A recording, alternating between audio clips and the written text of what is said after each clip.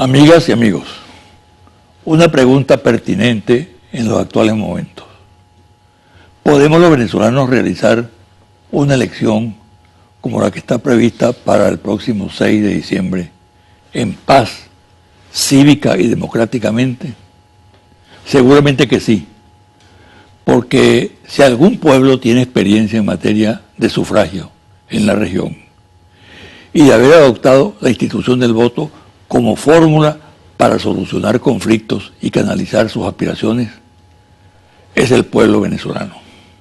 Hemos estado en diversos momentos bordeando el abismo del desastre, caminando en el filo de la navaja que conduce al caos, pero el ejercicio responsable del voto nos ha permitido sortear el peligro y encauzar al país. El venezolano es un pueblo positivo, que aprendió a distinguir entre lo que puede llevar al atajo de la violencia y a cómo evitarlo. Todas las encuestas confirman la disposición de una mayoría determinante del país a sufragar en los próximos comicios. Cualquiera otra vía es desechada por los ciudadanos de manera militante, activa, porque estos no quieren aventuras, no quieren golpes de Estado, no quieren insurrecciones, no quieren guarimbas, no quieren conspiraciones en contra del orden constitucional. En la actualidad lo que los venezolanos quieren es paz, quieren trabajo, quieren seguridad, quieren estabilidad institucional, quieren que el país produzca y resolver la situación económica y la inseguridad sin saltar al vacío. No buscan la solución de los problemas que afrontan a través de salidas que ofrezcan mágicas e irrealizables respuestas. El venezolano está curado de espanto, pisa tierra con firmeza y por eso está consciente de que la única opción válida para él es el voto. Por eso el país está en capacidad de encarar este proceso electoral con esperanza y de ahí que rechace los mensajes desestabilizadores que enmascaran el propósito real de arremeter contra la Constitución y conducir a la nación a una confrontación desoladora y cruenta. El pueblo lo que ha hecho en los 19 procesos electorales que Venezuela ha tenido en el marco de la Revolución Bolivariana no está dispuesto a cambiar de actitud. Los ataques contra el actual proceso electoral están marcados por el signo de la violencia, del fascismo, de la ultraderecha nacional e internacional, y el pueblo lo sabe. Por eso, en los sondeos de opinión, la mayoría prefiere que la crisis se resuelva dentro del actual modelo y no del que proponen factores del pasado enquistados en una oposición sin proyecto de nación, sin programa, sin liderazgo, con una unidad frágil y engañosa. La respuesta categórica a la pregunta con que encabezo esta nota editorial es que los venezolanos hoy más que nunca estamos en capacidad y condiciones para realizar las elecciones de diciembre cívicamente y respetar sus resultados, gane quien gane. Una pausa y al regreso converso con Francisco Arias Cárdenas, gobernador del estado Zulia.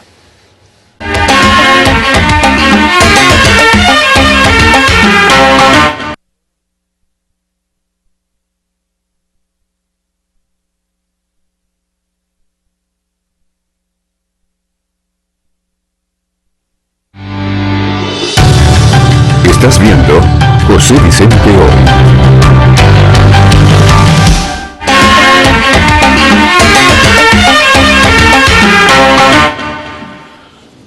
Con el invitado de hoy vamos a tratar temas relacionados con un estado muy importante del país. Un estado con una serie de peculiaridades. Vamos a hablar de problemas de mucha actualidad en ese estado, también en el país, como el contrabando de extracción, el bachaqueo, paramilitares y sobre todo el desafío de la frontera con Colombia. Ese es un aspecto. Pero hay otros aspectos que tienen que ver con la pujanza de ese estado, con las características de sus habitantes, el dato cultural que pesa mucho. Y esto lo vamos a hacer con el gobernador del estado, Francisco Arias Cárdenas. Conoce los temas a fondo y para mí es muy satisfactorio tenerlo aquí en este programa, en el día de hoy. Bienvenido.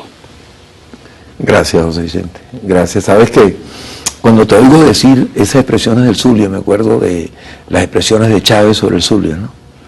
Él repetía primero que en alguna conversación veníamos en un helicóptero llegando a Maracaibo y él lo oía en esa ocasión por primera vez.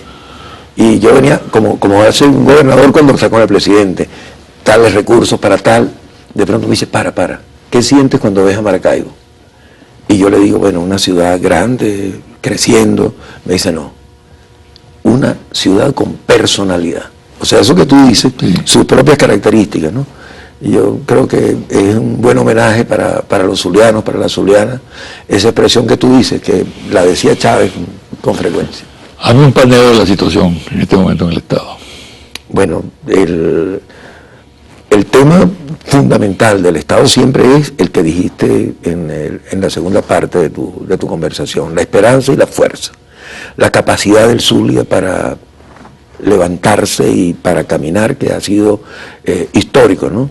Allá refieren mucho que frente a las dificultades que generó para la región el Guzmán Blanco, el Zulia, trabajó con mucha fuerza y marcó, y como ha marcado siempre, una orientación. Nosotros tenemos un eslogan que de pronto podría alguien pensarlo jactancioso: el Zulia, nombre y luz de Venezuela. Zulia le da el nombre de Venezuela y el Zulia es, por supuesto, con el Catatumbo, un faro permanente para los marineros. Pero yo siento que ese potencial es lo que estamos tratando de empujar, esa esperanza y esa fuerza del zuliano, de la zuliana.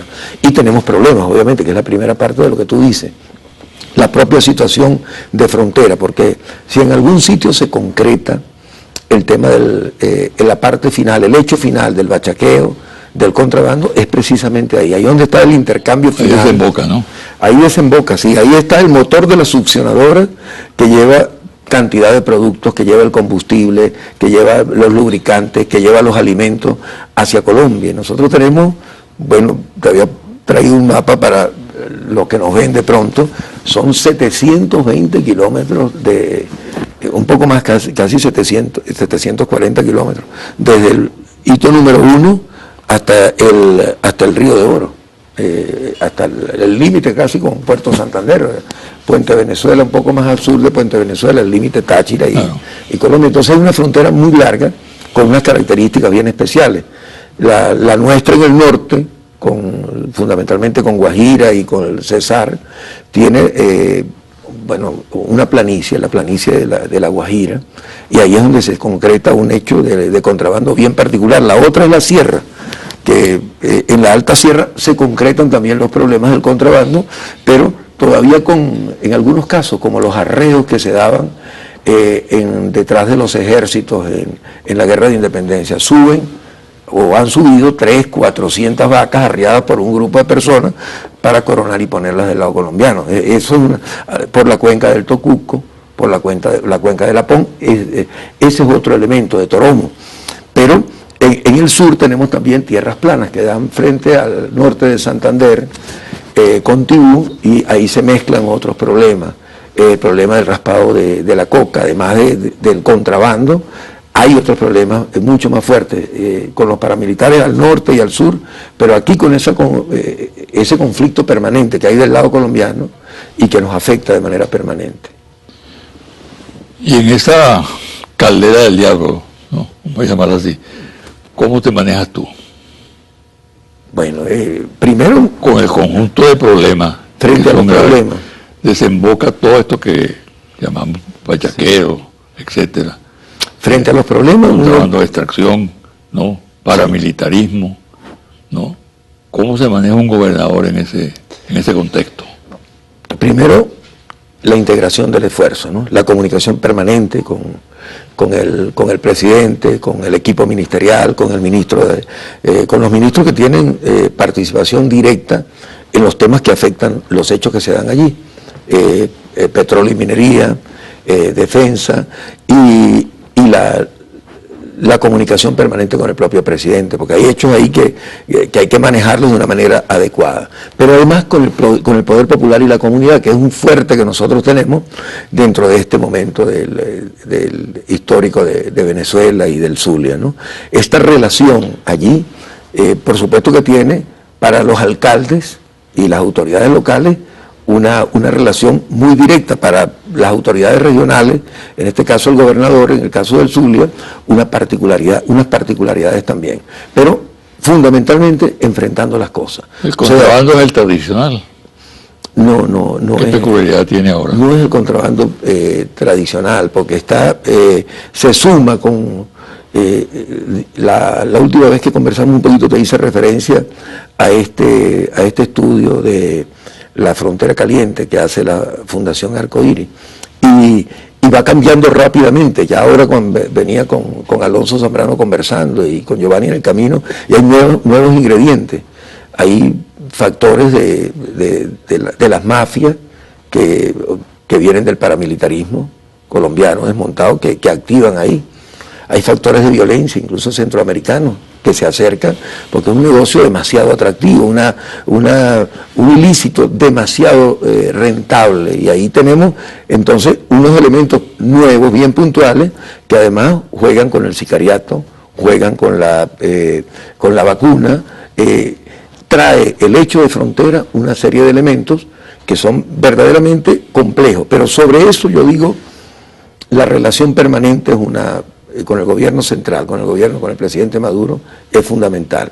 Y la tensión que sentimos es importante, porque da uno también como el refuerzo indispensable, además del refuerzo que le da la responsabilidad que los zulianos ponen en las manos de uno para orientar, para dirigir. Esta semana estuvimos en Los Filúos, en una acción que es bien puntual, pero que es emblemática, con la fuerza militar integrada.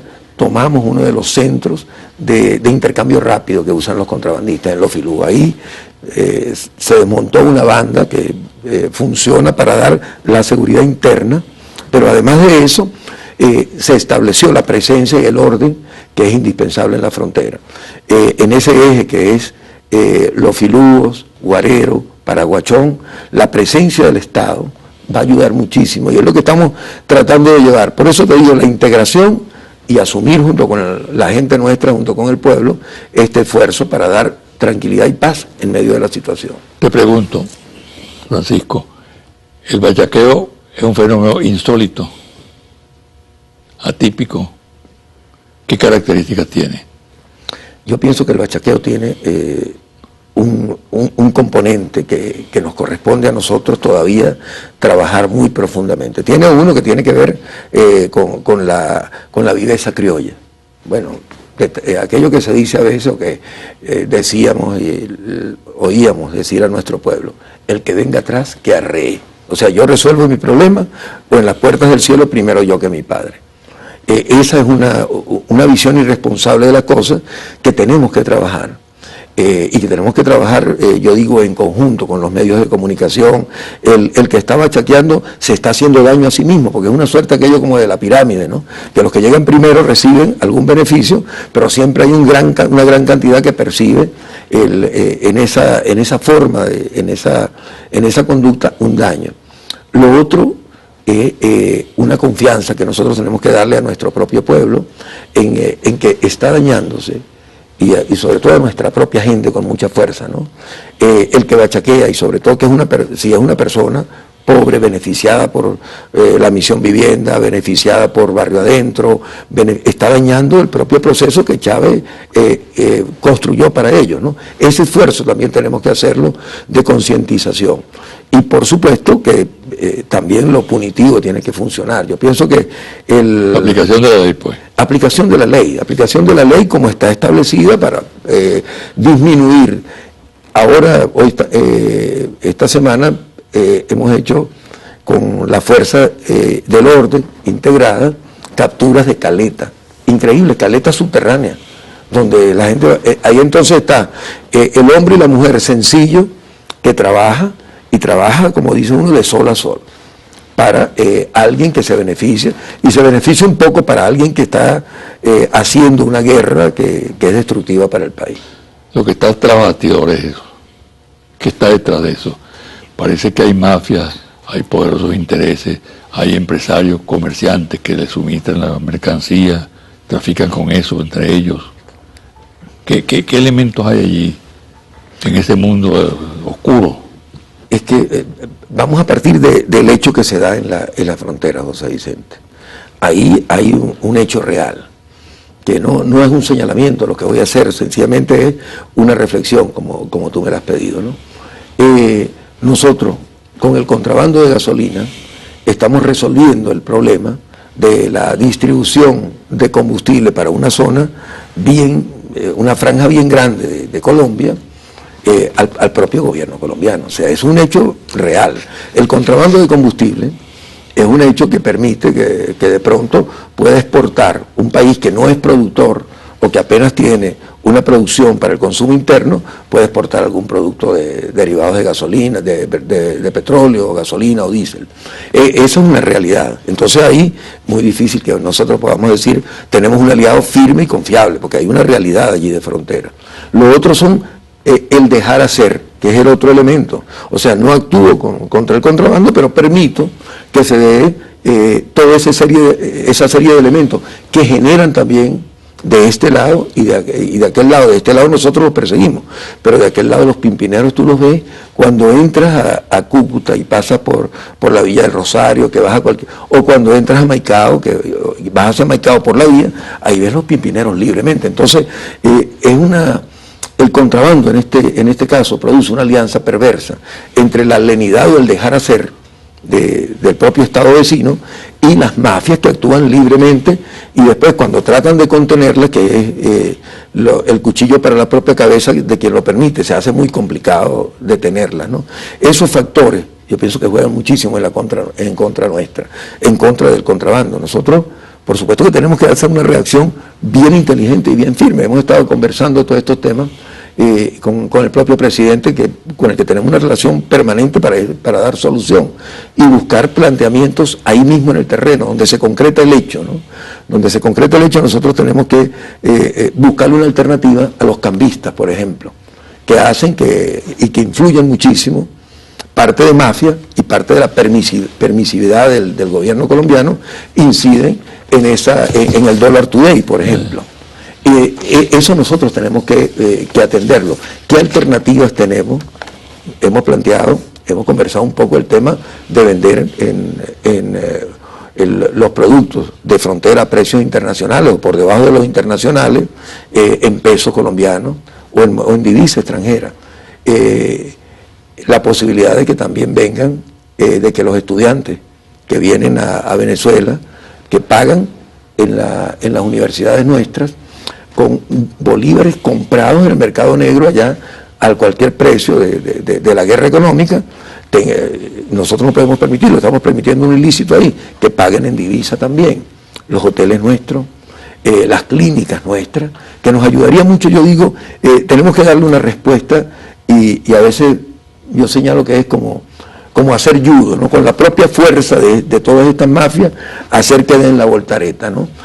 Porque no es una debilidad. Nosotros los servicios que tenemos en frontera son muy buenos, la hotelería es buena y ellos la demandan, los servicios de restaurante son buenos y ellos la demandan, las universidades son buenas y ellos la demandan, las clínicas son buenas y ellas la demandan, y el combustible, que es el grueso, vendido también allá y ofertado en la frontera, ofertada parte de esa masa monetaria en pesos, ofertada allí para el comercio regular que se da. Yo siento que eso nos va a ayudar muchísimo, nos va a ayudar mucho a disminuir ese abuso que significa el dólar today, que significa la relación peso-bolívar hecha por la misma circunstancia de frontera. Vamos a hacer una pausa, Francisco, y al regresar vamos a abordar ciertos temas. Por ejemplo, tuve en este programa a Francisco Martínez, sí, que es un empresario del estado Zulia, sí, actualmente presidente de Fede Cámara. Hizo una serie de declaraciones en esa entrevista muy importantes que han tenido bastante repercusión en el país. Incluso la Asamblea Nacional lo ha invitado para conversar prácticamente sobre el tema del diálogo. Bueno, dada la condición de zuliano de él, de empresario, y dada tu condición de gobernador, que tú me des tu opinión acerca de ese acercamiento, ¿no?, que está planteado en este momento. ¿Cómo no? Y después vamos a tratar el tema electoral. ¿Cómo no? Gracias. Bueno.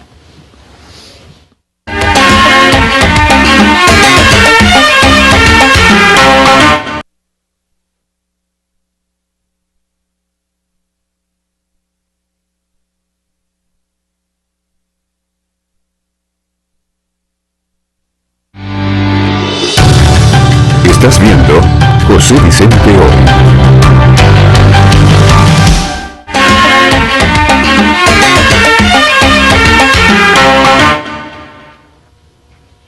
Francisco, en el país se habla en distintos escenarios mucho del diálogo.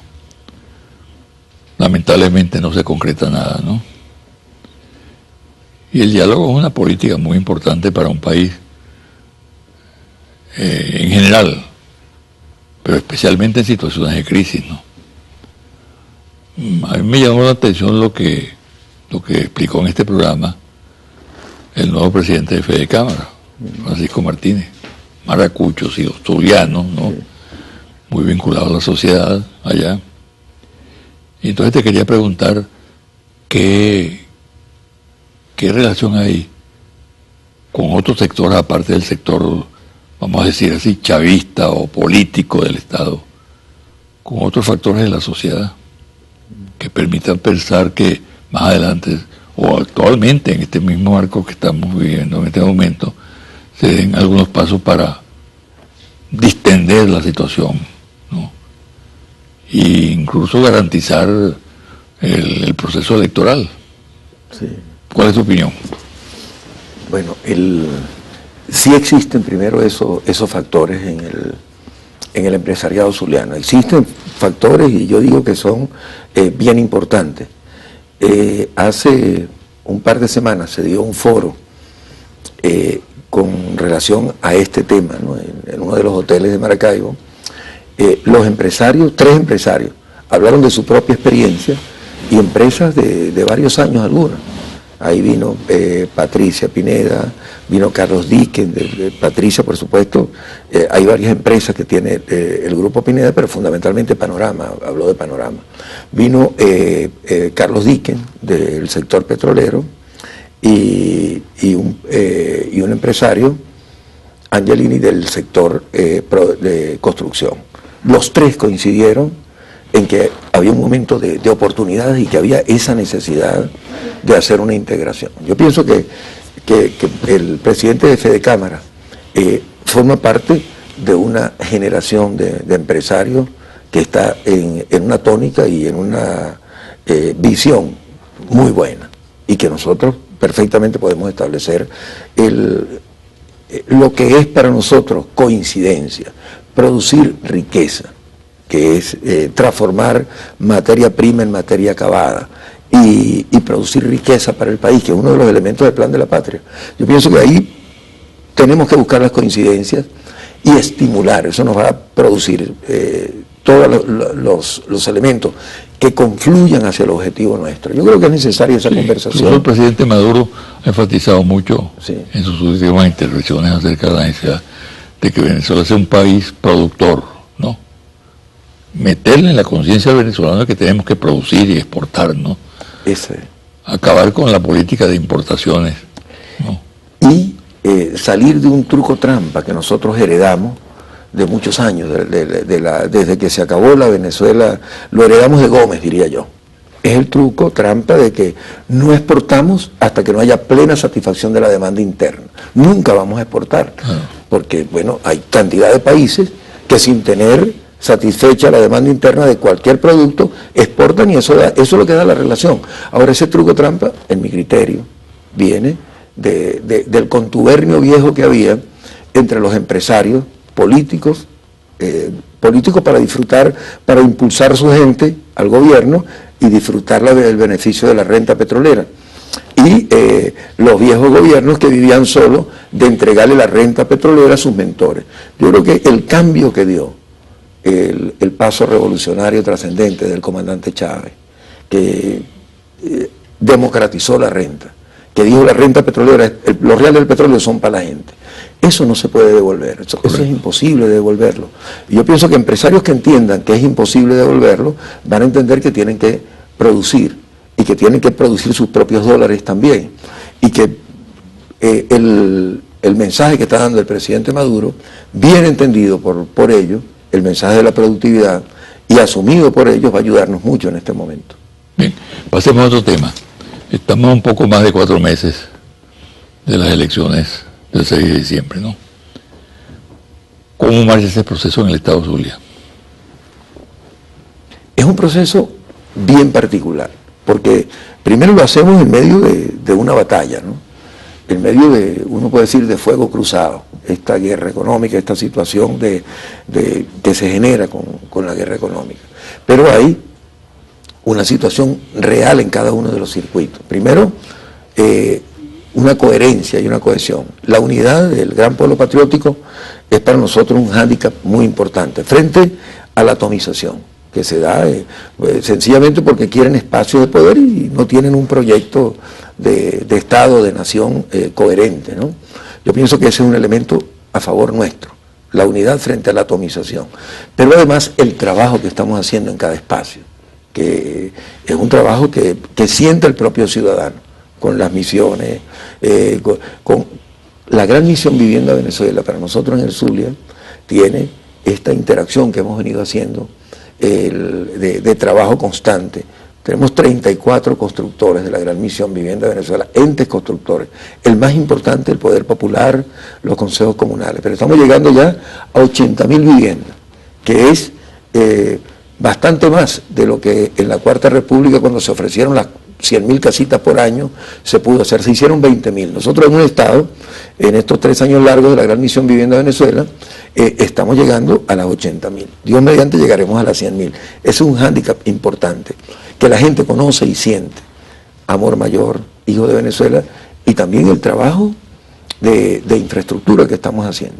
Ahí hay un esfuerzo, yo digo en salud, ¿no? Ejemplo de lo que estamos haciendo allá en el Zulia. Yo te traía una, si me permites, te muestro que son cosas que estamos haciendo allí y que son necesarios decirla, que es el centro oncológico de Occidente, que para nosotros es un trabajo extraordinario. Es un esfuerzo para tener 2 máquinas de última generación de radiaciones para el cáncer, con posibilidad de aplicar allí también braquiterapia, y ya está en construcción. Esas son cosas que siente el ciudadano, que están allí. La transformación de la red vial del Estado. Casi en 15 años, escasamente llegaron a 40 kilómetros. Nosotros estamos haciendo casi 40 en 3 años, 2 años que no llega el presidente Maduro, y casi 3 años nuestros. Ese esfuerzo, este es el par vial de la Lara Zulia, la ampliación de la Machiques Colón, 30 kilómetros de ampliación de una de las vías más importantes de los productores, la construcción de los nuevos elementos de la vialidad moderna para Maracaibo, la circunvalación número 3, en educación, el cambio que está dando en la infraestructura educativa en el Estado. Es decir, hay obra, y por eso tenemos organización, tenemos unidad y tenemos gestión. Vamos en medio de la batalla avanzando frente a la situación que plantea la guerra económica. Pero yo tengo certeza, José Vicente, que vamos a tener un buen resultado. ¿Y el proceso, piensas tú que se va a desarrollar normalmente? ¿O hay una acechanza cierta, hay peligro de violencia? Yo siento que guarimbeo, todas estas cosas, ¿no? Hay un esfuerzo por algún sector para generar la violencia, para generar el guarimbeo, y allá lo sufrimos muy duro en el año 2014. Nos demoró mucho la gestión y el trabajo. Pero el pueblo lo rechaza. El pueblo tiene un rechazo de esa violencia. Nosotros estamos haciendo muchos esfuerzos en conjunto con el gobierno nacional, en conjunto con los ministerios y con el apoyo y la dirección del propio presidente Maduro, para orientar la direccionalidad de los productos que llegan al Zulia tanto de los productos de tocador como los alimentos, de manera que disminuyamos, estamos haciendo todo el esfuerzo posible, además de la lucha contra el contrabando, en una buena distribución para que lleguen los alimentos a quien los necesite. Bueno, te deseo mucha suerte. Gracias, José. Y te agradezco la presencia en el programa. Muchísimas gracias. Una pausa y regreso a los confidenciales.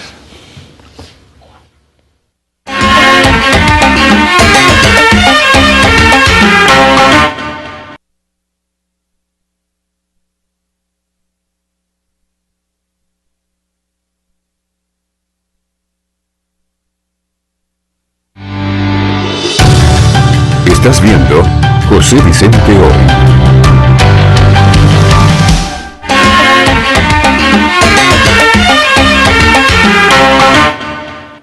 Y ahora los confidenciales. Los factores determinantes en la mesa de la unidad MUD, Primero Justicia, Acción Democrática y Un Nuevo Tiempo, no ocultan su satisfacción con lo ocurrido a María Corina Machado. No irá como parlamentaria a la Asamblea Nacional, tampoco la persona que promovió para que ocupara la posición que ella aspiraba, y deja por ahora de ser un problema interno del organismo coordinador de la oposición. Comillas, nos sacamos la piedra del zapato, cierra comillas, comentó un importante dirigente del sector. Otro dirigente de la MUD, Chuo Torrealba, está cada vez más cuestionado internamente. Ramos Ayub lo considera un problema por la torpeza con que declara a los medios de comunicación y las posiciones que a lo interno de la alianza adopta al lado de los más radicales. En lugar de ser un factor de conciliación, es un factor de perturbación. El mismo dirigente de la MUD que tilda a Machado de piedra en el zapato, afirma que Torrealba es una piña debajo del brazo. El gobierno de la derecha española que preside Mariano Rajoy se especializa en atacar constantemente a Venezuela. Su canciller García Margallo afirmó recientemente que Venezuela tiene un largo camino por recorrer en materia de derechos humanos, lo cual constituye una temeraria afirmación de este personaje, ya que en Venezuela durante la Cuarta República se luchó denodadamente por los derechos humanos y lo confirma que miles de personas fueron asesinadas, desaparecidas, torturadas y sometidas a juicios violatorios del debido proceso. En la actual etapa bolivariana se aprobó la constitución más garantista de los derechos humanos del mundo y en cuanto a violación de derechos por parte de las autoridades, los responsables son procesados de inmediato. No pasa lo mismo en España, donde las violaciones son sistemáticas en materia de derechos sociales y políticos. Incluso se acaba de aprobar la ley Mordaza, que atenta contra la libertad de expresión. Esto se explica porque el franquismo maquillado está en el gobierno.